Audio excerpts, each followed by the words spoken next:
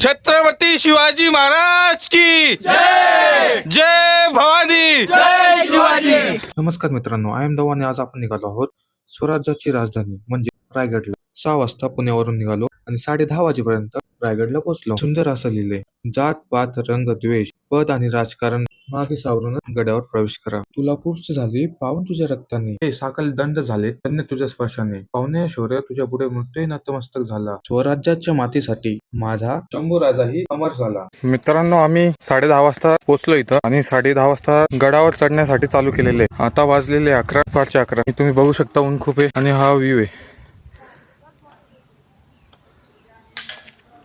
शिवाजी महाराजांच्या राजवाड्याला भेट दिली आणि तिथे त्यांचा आशीर्वाद घेतला. तिथून आम्ही खलबतखाना बघण्यासाठी गेलो. खलबतखाना इथं छत्रपती शिवाजी महाराज व त्यांचे विश्वासू मंत्री यांची गुप्त चर्चा होत असे. राजसभा ही रायगडावरील एक भव्य जागा आहे जिथं छत्रपती शिवाजी महाराज सिंहासनावर बसून न्यायदान व राजकारभार चालवत असत.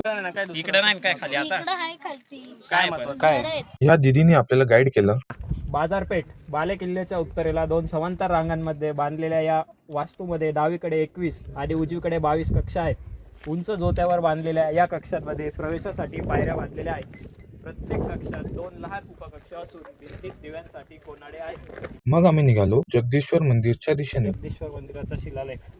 मंदिराच्या दक्षिणेकडील तटबंदीच्या भिंतीत देवनागरी लिपी आणि संस्कृत भाषेतील 8 ओळींचा शिलालेख बसवलेला असून त्यात जगदीश्वर स्मशानाचे निर्माण शके 1586 मध्ये इसवी सन 1600 मध्ये शिवाजी इंदुरकर यांनी केल्याचे नमूद केले आहे.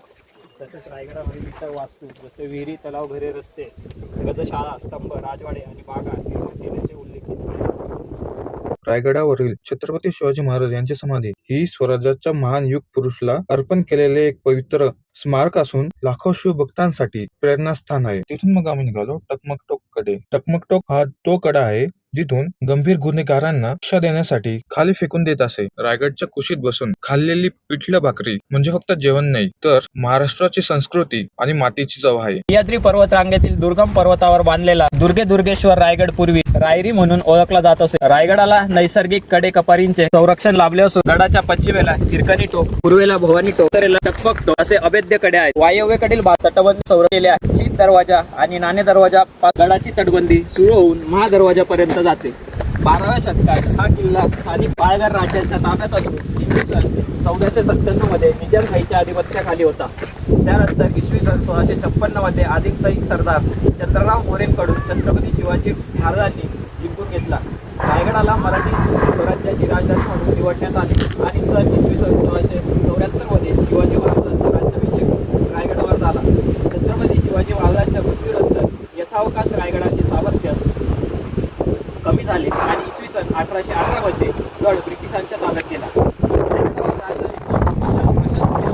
आणि निवासी वास्तूंचे निर्माण वास्तुविशारद फिरोजी इंदुरकर आणि कल्याणचे सुभेदार आबाजी सोनदेव यांच्या देखरेखीत करण्यात आले.